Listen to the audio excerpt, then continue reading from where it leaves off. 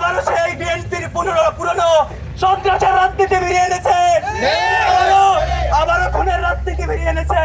তিনি তার বক্তব্যে একের পর এক বিরোধী দলকে আক্রমণ করেছে। তারে আজকের যে খুন হয়েছে এটা তারেক রহমানের বক্তব্যের পরিমাণে।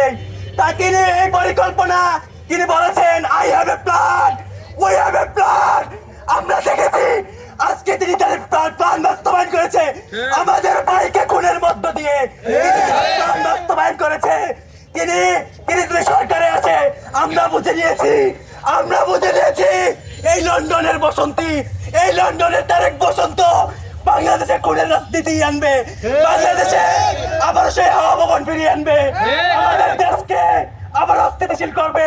তিনি পুরো দেশে রাজধানীতে ঘুরে বেড়াচ্ছেন, কিন্তু তার দলের সন্ত্রাসীরা আমাদের মাদের, আমাদের বন্ধুদের উপর হামলা করছে, তিনি কোনো কথা বলেন নাই।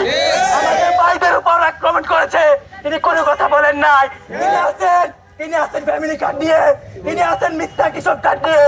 প্রিয় সংগ্রামী বন্ধুগণ, প্রিয় মিডিয়া ভাই বোনেরা, আজকের এই প্রতিবাদ সমাবেশে আপনাদের জানাতে চাই আর সারা বাংলাদেশে এই তারেক বসন্ত, এই খুনি তারেকের বিরুদ্ধে আমাদের অবস্থান নিতে হবে। সংগ্রামী বন্ধুগণ, আমরা তাদের কথায় আশ্বস্ত হয়েছিলাম যে প্রবাসী নেতা এসে হয়তো দেশ পরিবর্তন করবেন, রাজনৈতিক সংস্কৃতি পরিবর্তন করবেন। আমরা দেখতে পেলাম হাজার হাজার শহীদের রক্তের উপর দিয়ে তিনি লন্ডন থেকে দেশে আসলেন এবং প্রথম দিন এসে এই ঘোষণা দিলেন তার একটি প্ল্যান আছে, তাদের একটি প্ল্যান আছে। আজকে আমরা দেখতে পেলাম তাদের সেই প্ল্যানের প্রথম যেই পরিকল্পনা ছিল, সেই পরিকল্পনা হচ্ছে মানুষকে হত্যা করে জিম্মি করে লাশের রাজনীতি কায়েম করা।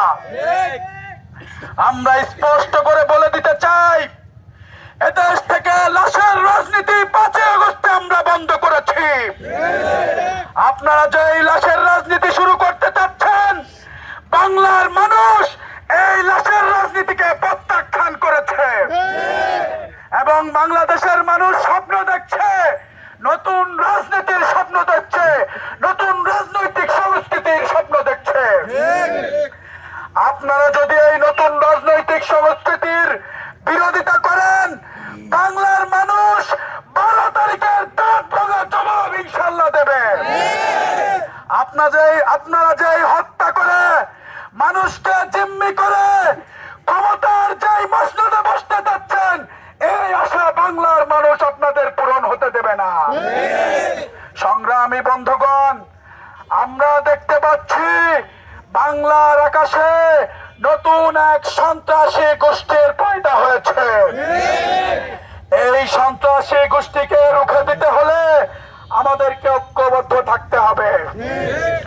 আজকে যে এই ঘটনা ঘটেছে, এই ঘটনা পূর্ব পরিকল্পিত ছিল। আমরা দেখেছি ফেসবুক স্ট্যাটাসের মাধ্যমে আবারও হুমকি দেওয়া হয়েছে, যেখানেই জামাতের নেতাকর্মী, যেখানেই এনসিপির নেতাকর্মী দেখা হবে তাদেরকে গলা কেটে হত্যা করা হবে। আমরা বলতে চাই, আপনি কাদেরকে হত্যা করতে চান? যারা শেখ হাসিনার শত শত পুলিশ গুন্ডা বাহিনীর সামনে বুক পেতে দিয়েছিল, আপনি তাদেরকে হত্যার ভয় দেখিয়ে রাজনীতির মাঠ থেকে সরাতে পারবেন না।